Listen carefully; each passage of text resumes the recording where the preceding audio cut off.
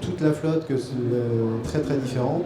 Là, on va avoir des outils très complexes qui prennent beaucoup de temps, qui demandent énormément de formation, et là, c'est impossible à gérer pour des équipes qui ne sont pas dédiées. Donc là encore, il faut aussi des outils très simples, ergonomiques, qui permettent de gérer la flotte de manière simple et efficace. Là, vous parliez d'exemples de grandes entreprises qui ont encore des équipes informatiques pléthoriques. Elles se comptent de plus en plus sur les doigts de quelques mains.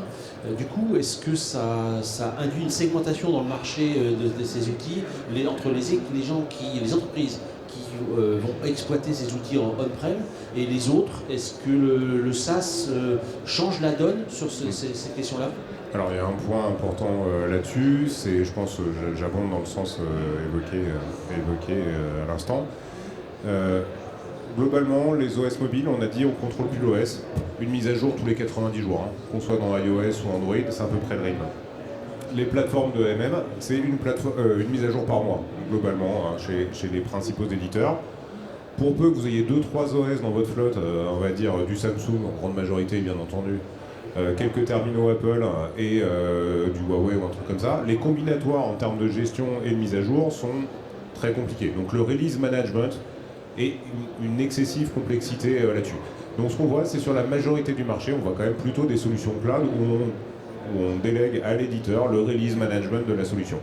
Néanmoins, on voit que sur les secteurs qui ont une orientation ou un focus sécurité très avancé, je pense au secteur bancaire, où on travaille avec une très grande banque qui commence par BNP, voilà. Ou avec l'ensemble des ministères et des services régaliens de l'État qui travaillent aussi avec nous. Là, il y a une appétence au côté on-prem, parce qu'ils peuvent quasiment, enfin dans le cas de l'État, reconstruire des écosystèmes déconnectés d'Internet. Et ça nécessite une complexité et un accompagnement qu'on leur apporte. Voilà. Pour répondre juste au point, hein, en effet, c'est des outils compliqués, mais la simplicité de l'outil ne fait pas tout. Il y a quand même des complicités de gestion, et j'encourage donc tous les clients qui ont des problèmes à venir voir un intégrateur pour les accompagner dans la gestion de cette complexité. C'est bien joué ça. Hein. Adrien, sur la segmentation entre ETI et grandes entreprises, ou entre on-prem et SaaS, est-ce que ça crée des clivages dans les solutions qui sont mises en place? Plus ou moins. Si je prends l'exemple de Samsung, nos solutions apportent effectivement une certaine complexité dans la gestion des terminaux. Et ce qu'on a eu à mettre en place, c'est le fait d'avoir des versions qui adresseraient des problématiques différentes en gardant le socle commun à la solution. Donc sur les solutions que nous mettons à disposition, on aura souvent une version on-premise, une version cloud. Et la difficulté ou la complexité viendra dans l'installation au préalable de cette solution-là. Mais par la suite, dans l'usage, on pourrait avoir un interfaçage commun entre la solution cloud ou celle qui est on-premise. Donc c'est l'approche que nous avons. Sachant que, comme je l'ai dit, nous on se base beaucoup sur la sécurisation de la plateforme du terminal en lui-même. Donc du coup, ces solutions seront juste additionnelles. Et la majeure partie de la sécurisation vue côté Samsung sera déjà faite au niveau du mobile. Christophe, vous êtes éditeur de logiciels, donc le SaaS, j'imagine, prend une puissance chaque jour un peu plus grande. Vous le ressentez également chez vos clients? Oui, il y a quand même globalement une tendance très forte au cloud, hein, ça c'est clair, et en besoin d'externalisation chez les clients. Après, c'est ce qui était évoqué tout à l'heure, il y a certains clients qui ne vont pas vouloir sortir du on-premise, soit pour des raisons de sécurité, comme par exemple dans le secteur bancaire, soit pour d'autres raisons, parce que tout bêtement, dans les entrepôts, ils n'ont pas forcément accès à Internet, ils l'ont pas déployé, donc ils préfèrent être sur des solutions on-prem, donc les deux cohabitent. Nous, on souhaite proposer les deux, hein, on-premise ou cloud, on n'a pas de philosophie là-dessus. Ça dépend vraiment des besoins clients et on est complètement ouvert à ça. Alors on va commencer les uns et les autres à évoquer quelques noms de clients, entrons un petit peu dans le dur. Christophe, quels seraient les exemples de clients emblématiques chez Telelogos?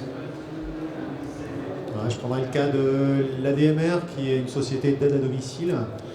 Ils ont aujourd'hui 60 000 smartphones déployés sur tout le territoire, et là ce sont des smartphones complètement hétérogènes, hein, des terminaux grand public fournis par les opérateurs. Donc les terminaux changent très souvent, donc là il y a une vraie problématique de gestion.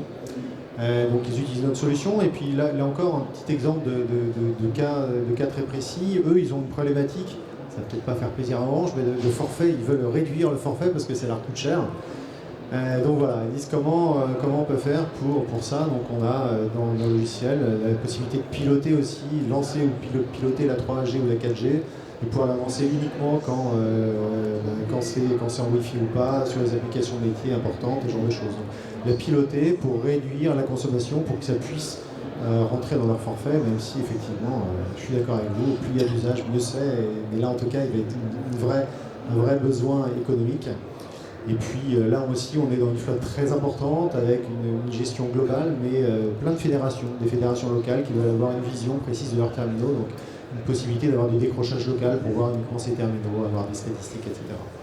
Ils ont une équipe de combien de personnes pour gérer tout ça chez LRR? C'est vraiment une toute petite équipe. Donc toute petite équipe très simple d'usage. Oui, tout à fait. Alors après, je rejoins de toute façon, quand c'est un projet de ce type, la mise en œuvre et la préparation, ça demande évidemment du travail, évidemment une aide d'intégrateur, hein, ça c'est clair. Et après, par contre, le run en tant que tel est vraiment très simplifié. Et le public cible, c'est pas des informaticiens, des gens qui font de l'aide à domicile, donc c'est-à-dire que il faut apporter des niveaux de sécurité pour éviter qu'eux fassent n'importe quoi sans forcément faire exprès. Oui, bah là on revient à ce qu'on évoquait tout à l'heure, hein, c'est-à-dire eux ils ont choisi d'être effectivement dans un environnement relativement verrouillé pour éviter de sortir du cadre. On trouve ça beaucoup dans nos clients en transport logistique par exemple, que ce soit des Géodis, Transgourmet, Pomona, etc., où là aussi ils ont une approche plutôt fermée. La même chose dans le retail, là on déploie les Galeries Lafayette par exemple, le nouveau magasin des Champs-Élysées où là les vendeurs sont équipés d'une tablette. On voit beaucoup de nouveaux usages aussi aujourd'hui dans la mobilité. Hein. Donc là c'est vraiment pour accueillir le client et l'accompagner dans son parcours client. D'ailleurs c'est plus des vendeurs, ce sont des personal stylists, ça a quand même une autre gueule. Et bon bref, on l'accompagne du début jusqu'à la fin pour aller jusqu'à l'encaissement. Vous pouvez encaisser directement avec votre tablette. Donc ça, c'est une grosse tendance qu'on voit dans le retail, justement. Chez Darty, Fnac, Darty maintenant, pareil. C'est le risque de perdre un client parce qu'il y a trop de monde qui attend à la caisse. Donc l'assistant commercial est capable d'aller jusqu'à l'encaissement. Tout à fait. Donc ça, c'est une grosse tendance et une forte digitalisation dans le retail en ce moment. Alors, Adrien, quelques exemples clients parmi les milliards de clients de Samsung. Oui. Les exemples les plus pertinents que je pourrais lister maintenant, on parlera premièrement du gouvernement qui a eu besoin de sécuriser la communication. Et à ce niveau-là, ils se sont appuyés sur un partenaire, Aircom, qui permet de chiffrer la communication entre les différents membres. La solution d'Aircom qui s'appuie sur la plateforme Nox et les API Nox pour pouvoir faire cette sécurisation. Donc à ce niveau-là, ce sera un exemple qui va plus concerner la sécurisation du réseau. Par la suite, on parlera de EDF qui a sollicité nos terminaux pour pouvoir sécuriser la donnée sur le terminal avec le projet Linky.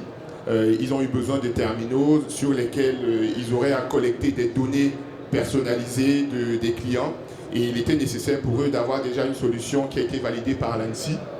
Et aujourd'hui, Samsung fait partie des rares qui ont ce label-là. Et ça leur permet de garantir en fait que toutes les données qui vont transiter à rest, donc qui seront sauvegardées sur le terminal, seront sécurisées. Et le troisième gros exemple que je prendrais, c'est l'exemple d'une banque qui a fait appel à notre conteneur Workspace pour pouvoir faire le cloisonnement d'informations sur les terminaux. Des terminaux qui sont utilisés par des personnes qui gèrent beaucoup de données confidentielles surtout, par exemple des traders. Et à ce niveau-là, il y avait une nécessité de contrôler tout ce qui était à la fois communication, SMS, mais de vraiment garantir un cloisonnement entre tout ce qu'ils vont traiter de professionnel et de confidentiel sur un terminal et tout ce qu'ils vont traiter de personnel. Pourquoi? Parce que les traders, à un moment, le terminal mobile devient leur outil principal de fonctionnement, parce qu'il est facile à transporter. Ils passent beaucoup de temps debout à communiquer avec d'autres personnes, donc le smartphone est au cœur de leur métier. Donc si à un moment on ne réussit pas à leur mettre à disposition la plateforme qui permettra de garantir la sécurité de ce fonctionnement-là, ce sera un peu difficile. Donc dans ces exemples-là, le point central en fait de cette sécurisation, ce sera toujours la plateforme Nox, parce qu'à ce moment-là, on ne se limite pas, bon je dirais pas que c'est une limite, mais on ne se suffit pas juste d'utiliser un outil qui va sécuriser l'OS.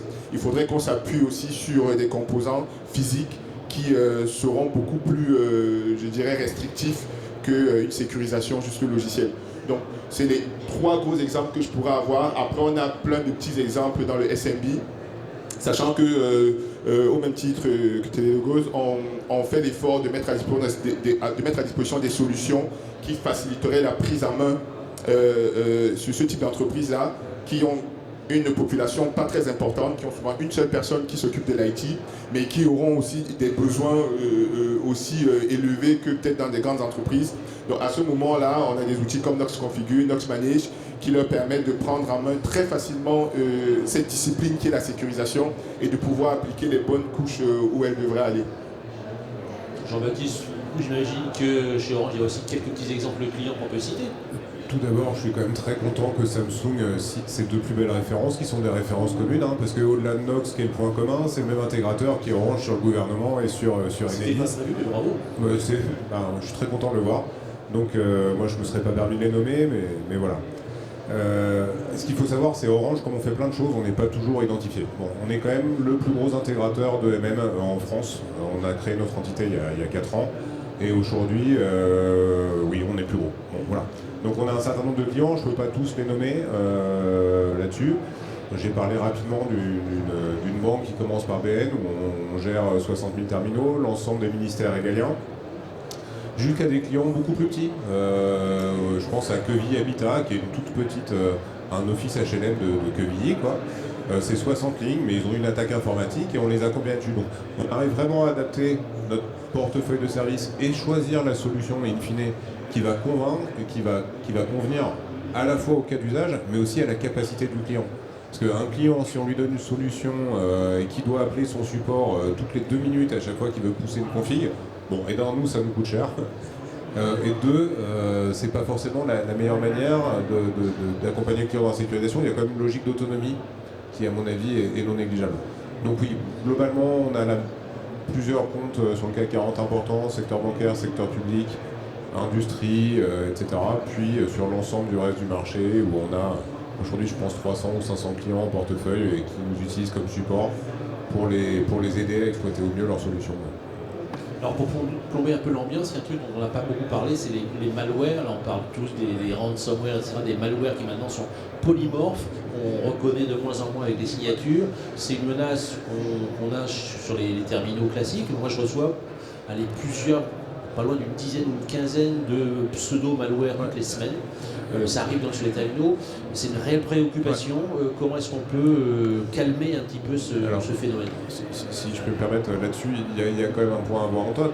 C'est la grande différence que je te disais. C'est la logique dans les OS fixes Windows était de ne pas mettre à jour l'OS jusqu'à ce que ça soit bon. La logique dans les OS mobiles, c'est mettre à jour l'OS dès que possible pour combler ses failles. Donc d'où la difficulté à appréhender ce sujet-là là-dessus. Donc, la première chose, c'est même si ça pose des complexités en termes de validation d'application, de maintien en conditions opérationnelles, etc., essayer d'avoir l'OS le plus à jour possible tout le temps. Première des règles de sécurité. Deuxième point, le changement, c'est historiquement, on rajoutait des couches de sécurité sur l'OS pour le sécuriser et résoudre ce type de problème. Là, c'est le contraire. Hein. Apple, Samsung ou Google disent, écoutez, à terme, vous ne pourrez rien racheter dessus, l'OS, c'est moi qui le sécurise. Donc en gros, nous, ce qu'on voit comme solution, c'est une autre solution de sécurité qu'on n'a pas abordée, mais en fait, c'est la proxification des flux. C'est comme on va plus avoir la possibilité de sécuriser le terminal, en fait, il va falloir sécuriser les flux en amont du terminal ou qui sortent du terminal pour sécuriser ça. Donc en fait, c'est pour éviter, si on ne veut pas donner les clés du camion de sécurité à Samsung, Apple ou Google, c'est bloquer les malwares et mettre une réassurance en termes de sécurité en amont du terminal, puisque c'est des terminaux qui, par définition, fonctionnent essentiellement en mode connecté. Donc, c'est une autre solution pour éviter ce type de problème. Télélogoz, vous avez une parade par rapport à ça, ou à ce risque de... Non, si on avait une parade magique, ça se saurait. Mais effectivement, je rejoins ce que vous dites. Et enfin, si on veut rester dans le spectre du MDM, nous, la chose que l'on préconise, c'est effectivement mettre à jour les OS des terminaux, pousser les pages de sécurité, et là, en fonction des fabricants de terminaux, ils peuvent proposer ou pas des outils que nous, on peut provisionner pour pousser ces pages de sécurité et ces OS pour que ce soit le plus à jour possible. Alors là, vous commencez à prononcer les uns et les autres un certain nombre de conseils. Du coup, j'ai envie de dire, orientons-nous vers la dernière session de cette table ronde, qui est les conseils à un ami. Les amis sont dans la salle, là. Donc, quelqu'un qui voudrait se lancer dans la gestion et la sécurisation de ces flottes de terminaux, quels seraient les conseils que vous lui prodigueriez, mais également peut-être les écueils qu'il faut éviter, dans lesquels il faut éviter de tomber la tête la première. Christophe. Alors, les conseils. Non, mais tout d'abord, déjà, se poser bien les questions de son projet, de connaître les réels usages, le degré d'ouverture qu'il veut avoir sur le terminal, pourquoi. Donc ça, c'est vraiment important. On va avoir différents modes, effectivement. Est-ce que vous voulez tout fermer? Est-ce que vous voulez une partie de containerisation personnelle, etc. Donc ça, c'est important de se poser la question, de se poser la question de pourquoi on le fait, ce que ça va impliquer derrière, en termes d'autonomie du terminal, en termes de consommation de batterie, en termes de consommation réseau, etc. Il y a pas mal de conséquences qui ne sont pas neutres, d'organisation aussi du travail. Et puis ensuite, c'est se poser la question de comment je fais en termes de ressources pour gérer ça. Donc est-ce que l'autre solution aussi, c'est peut-être l'externaliser complètement, il y a des intégrateurs qui le font très bien, ou bien si vous l'internalisez, combien de personnes vous avez, donc choisir l'outil adapté pour avoir quelque chose de, encore une fois, qui vous permette de répondre à vos besoins, mais d'être encore simple d'utilisation ergonomique. Et puis la dernière chose, c'est une chose importante, c'est pas seulement le produit, mais c'est le service qu'on retourne en tant qu'éditeur, c'est important. Donc voilà, nous on dit souvent que c'est bien de tester notre produit, de tester notre support et l'accompagnement qu'on a. Et en tant qu'effectivement boîte française avec notre support technique en France, mais on est un peu plus réactif que les autres, mais ça c'est quelque chose d'important et qui est dans l'ADN de la société. Merci Christophe. Adrien, quels seraient les conseils que vous donneriez à un ami et peut-être l'écueil, le panneau dans lequel il ne faut pas tomber? Oui. Le premier conseil que je donnerais à un ami, c'est d'utiliser les terminaux Samsung. Ça, c'est un bon conseil. Au moins, c'est dit. Oui, mais ça, on ne parle plus comme ça. En fait, il y a un point qui est très négligé dans le domaine de la sécurisation, c'est quelle est la première menace de sécurité sur un terminal mobile. Si je pose la question à l'Assemblée, j'ai peur peut-être qu'on n'ait pas la bonne réponse, mais la première menace, c'est l'utilisateur en lui-même. Parce que si vous avez un utilisateur de mobile qui n'est pas assez prudent, qui n'est pas assez avisé sur les risques qu'il court, c'est lui qui sera la première faille qui va exposer l'entreprise. Donc à ce moment-là, l'entreprise a besoin de se baser déjà sur une plateforme qui va protéger dans ce qu'on appelle chez Samsung le Zero Day. En fait, le Zero Day Protection chez Samsung voudrait dire qu'on va mettre en place des mesures qui feraient que, quelle que soit la faille qui soit découverte, quel que soit l'usage qui soit fait, qu'on s'assure d'être toujours protégé. Historiquement, on a eu des failles qui ont été découvertes sur du matériel commun à tous les terminaux mobiles, par exemple des processeurs ou alors des ransomware. Et bizarrement, on s'est rendu compte qu'aucun terminal Samsung n'a pu être compromis avec ça. Pourquoi? Parce que lorsque nous mettons en place la plateforme Knox, on s'arrange à ce que, quelle que soit la limitation qu'on pourrait avoir dans le matériel, le logiciel, ou alors une faille, je ne sais pas, qui viendrait de nulle part, qu'au moins les informations qui concernent l'entreprise soient bien sécurisées, soient bien cloisonnées. C'est peut-être la raison pour laquelle je dirais déjà l'usage d'un terminal Samsung garantit déjà à 50% une bonne sécurisation. Après, comme je l'ai dit, ne pas négliger l'utilisateur, penser à l'utilisateur, penser au contrôle d'accès au terminal mobile, vu que c'est mon domaine particulier. Par exemple, le mot de passe. Une étude disait que le mot de passe le plus utilisé sur iPhone, c'est le 0 plusieurs fois. Donc si à un moment, on ne met pas en place des mesures de sécurité qui pourraient complexifier la définition de mot de passe, on pourrait s'exposer. Et aussi, comme on l'a dit précédemment, il faudrait bien identifier à quel niveau on a envie de mettre le levier de sécurisation. Est-ce que c'est le contrôle d'accès? Est-ce que c'est la donnée qui réside sur le terminal? Est-ce que c'est le contrôle de la communication ou est-ce que c'est le contrôle de l'usage? Et à chaque fois qu'on aura identifié à quel niveau on est le plus sensible ou on est le plus exposé, on saura choisir le bon outil qui pourra nous protéger dans ce domaine-là. Donc, il ne faudrait surtout pas prendre, il faudrait peut-être que je résume tout ce que j'ai dit, il ne faudrait pas prendre la sécurité comme un tout, comme une entité ou je ne sais pas quoi. Il faudrait savoir que la sécurité a des niveaux, la sécurité a des domaines, et si une étude est bien menée sur ce à quoi on pourrait être exposé en termes de sécurité, ça aidera bien dans le choix des terminaux à utiliser, dans le choix des plateformes, dans le choix des solutions et aussi dans le choix des intégrateurs qui nous accompagneront dans le déploiement. Donc, et les conseils d'Orange à ce moment-là Alors moi je vais abonder dans le sens de tous mes collègues. Premier point, c'est identifier les cas d'usage. C'est quelque chose qu'en tant que DSI, on ne sait pas trop faire, parce que dans le monde du PC, on mettait le même PC pour tout le monde, on faisait de la gestion de droit, on ne se posait pas la question des cas d'usage. Dans le monde du smartphone, on doit se la poser, parce que comme je disais, une caissière n'a pas les mêmes enjeux qu'un VIP. Voilà. C'est la base. Moi, ce que je vois, c'est plus un écueil qu'un bon conseil, à part choisir des terminaux Samsung et une plateforme de MM qui est l'outil indispensable pour sécuriser tout ça. Il ne faut pas porter la logique qu'on a sur le PC sur le mobile et ne pas se laisser berner par l'apparente simplicité de l'écosystème mobile. Si je fais simple, en gros, sur un PC, quand vous gérez un PC, vous avez 15 000 politiques de sécurité, mais votre OS, il bouge pas. Enfin, je veux dire, plein de boîtes sont encore sur Windows 7, un truc qui est sorti il y a 10 ans, quoi. Donc, ça paraît très complexe, mais ça bouge pas. Okay, le mobile, ça paraît très simple. Je crois, je ne me trompe pas, un terminal Samsung, c'est 1500 API, une solution comme AirWatch, c'est 400 API. Donc 400 fonctionnalités, c'est très faible par rapport aux 15 000 qu'on voyait. Par contre, tous les 90 jours, généralise. Okay. Donc, si on se dit, j'adapte mon modèle PC à mon modèle mobile, je pense que c'est la presque certitude d'aller dans le mur là-dessus. Et finalement, on va se retrouver à devoir gérer des terminaux sous Android 6 ou Android 5 parce que je sais les gérer. Donc, pour une faille de sécurité, quelque chose d'absolument à pas faire. Donc, la simplicité du mobile n'est qu'apparente. Il y a une vraie difficulté sur le maintien en conditions opérationnelles. Et aujourd'hui, pour le bonheur des intégrateurs, en tout cas, ça reste un métier d'expert. C'est-à-dire qu'il y a très peu de gens qui sont compétents sur le marché.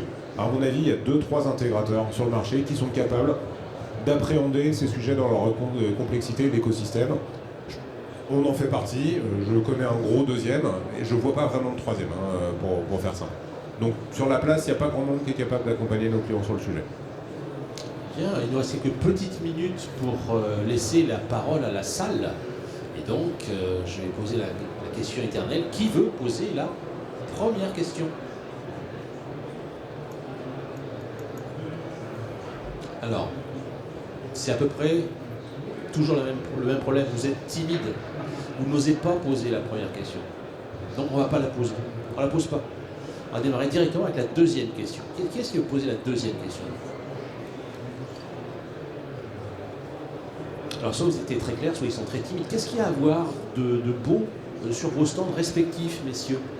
Christophe, pourquoi est-ce qu'il faut absolument aller voir le stand Télélogos si on veut vraiment avoir réussi sa journée, quoi?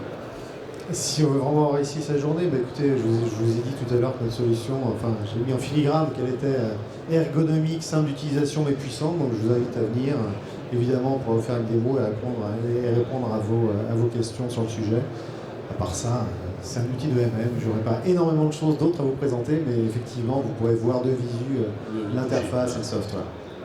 Pareil, rien, pourquoi est-ce qu'il faut absolument faire un passage sur le stand Samsung? Oui, sur le stand Samsung, nous mettons en avant à ce salon nos terminaux Enterprise Edition. Ce sont des terminaux qui sont dédiés à l'usage en entreprise, parce que historiquement, ce qu'on faisait, c'est on prenait des terminaux dédiés au grand public qu'on essayait d'adapter. Donc Samsung a mis à disposition maintenant des terminaux Enterprise Edition.